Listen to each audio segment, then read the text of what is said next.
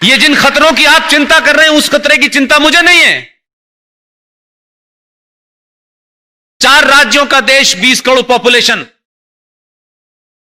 ऐसा लगता है कि भारत के सामने सबसे बड़ा चैलेंज पाकिस्तान है।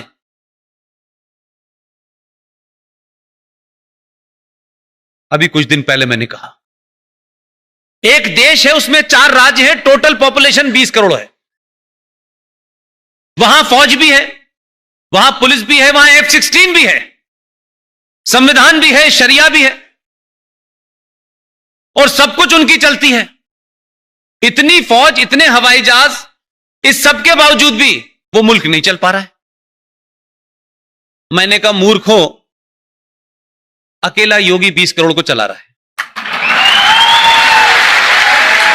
ना उस पे कोई हवाई जहाज है, ना F-16 है। टोटल पॉपुलेशन उत्तर प्रदेश की 19, साढ़े 19, 20 करोड़ है। अकेला चला रहा है, पूछ ही नहीं रहा किसी से। 20, ऐसी कोई समस्या खड़ी नहीं हो रही वहां। अब वहां पे गुहार लगाई जा रही है, 6-6 इंच लंबी, 1-1 मीटर लंबी डालियां कह रही हैं गलती हो गई, अल्लाह खुदा के वास्ते माफ कर दो, आखिरी बार हुई है गलती। उसने कहा ना,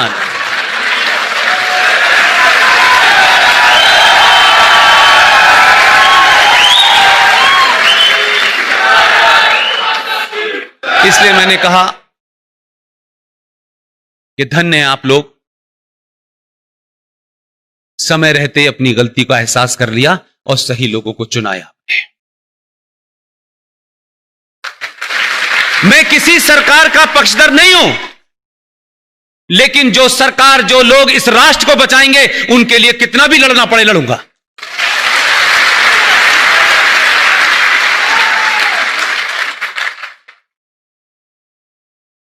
स्थिति वापस ले जाना चाहता हूं।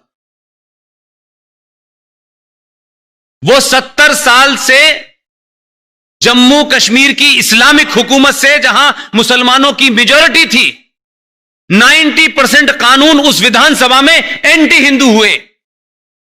सरकारें आई, सरकारों को ब्लैकमेल किया गया, वहां का आतंकवाद, वहां का सेपरेटिज्म, और वहां की सरकारें एक साथ कोऑर्डिनेशन में काम करती थी। दिल्ली की सरकार को झुकाना है तो आतंकवाद को बढ़ा देना है, दिल्ली की सरकार को दुनिया में बदनाम करना है तो हुर्रियत को आगे बढ़ा देना है। तीनों का ऐसा एपरेटस मिला हुआ था कि आप हुर्रियत को पुचकारते थे। और यह भी शायद आपको खबर नहीं होगी कि हुर्रियत कॉन्फ्रेंस का नाम तो सुना है आप लोगों ने, देखा होगा, उसमें कितने बहादुर बहादुर लोग हैं। भारत सरकार 100 करोड़ रुपया पर ईयर उन पर खर्च करती थी।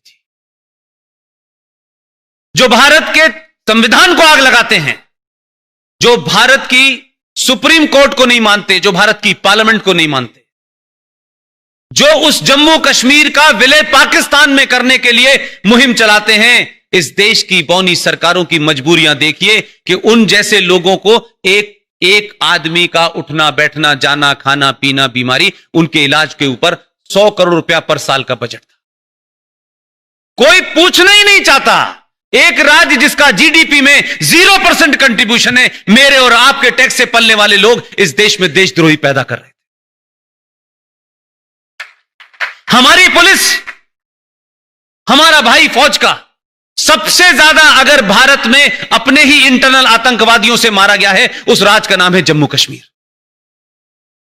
हर मां ने अपने बच्चे को भेजा कि वो वहां जाएगा, बॉर्डर पे लड़ेगा, पूरा तंदुरुस्त भेजा।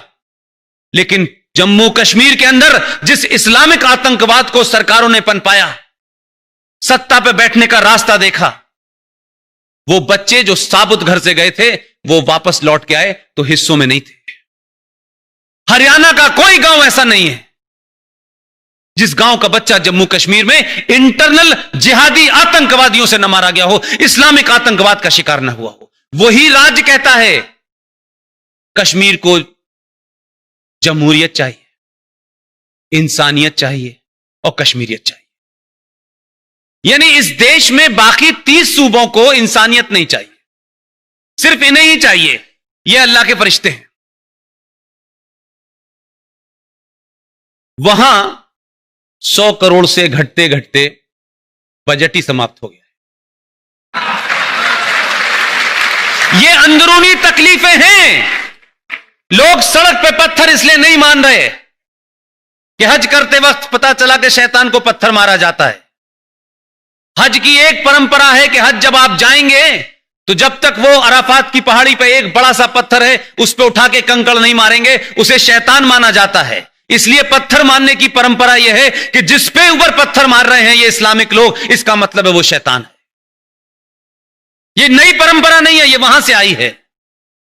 जो आज देश को जलाने उतरे हैं, जो देश में आग लगाने उतरे हैं, उनका दर्द समझिए क्या है। आपने ऐसा डॉक्टर भेजा है बिना सर्जरी के इलाज कर रहा है।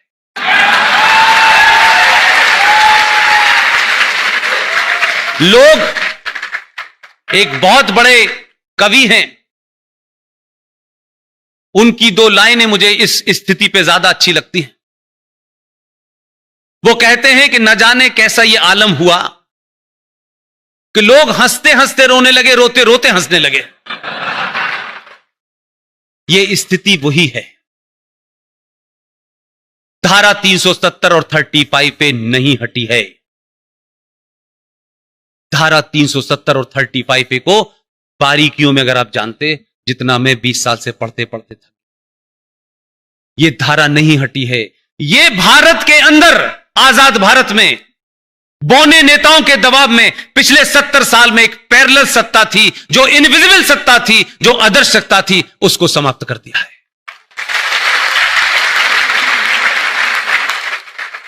संकट यह है कि लोग कह रहे हैं 335, 370, 370, लोगों को पता नहीं है दर्द कहां हुआ। ये जो एक मैं बार बार कह रहा हूं कि जैसे ही आप इस देश में संविधान की बात करेंगे, कुछ लोग कहेंगे नहीं, हमारा मजहब पहले है, हम आईन को नहीं मानते, हम शरिया को मानते हैं। जब उसने संवैधानिक तौर पे काम कर दिया तो बोले नहीं नहीं, हम संसद को नहीं मानते, हम भीड़ को मानते हैं। वो आदमी भी निराला ही भेजा है, वो इनको पूरा इस्लामिक बना के मानेगा, पीछे ही पड़ गया इनके। अल्लाह ने फरमाया है कुरान मजीद में एक जगह, मैं नहीं जानता कि वो कुरान पढ़ के आए हैं नहीं पाए हैं, या उनके एडवाइजर उन्हें बता रहे हैं, लेकिन काम ठीक राह पे हो रहा है। कुरान मजीद में एक जगह लिखा हुआ है, क्या है मुसलमानों, मेरे ऊपर ईमान लाने वाले लोग, मैंने इस कायनात, इस सृष्टि के अंदर, इस ब्रह्मांड में सब कुछ तुम्हारे लिए रखा है। तुम्हारी जितनी भी जरूरतें हैं उसका मैंने इंतजाम किया हुआ। मेरी एक ही शर्त है कि मैंने तुम्हें जिंदगी जीने के जो रास्ते बताए हैं उसी पे चलते रहना, और अगर तुम मेरे बताए रास्ते से उतरे तो मैं इस जमीन पे कुछ लोग भेजूंगा जो तुम्हें रास्ते पे ले आएंगे।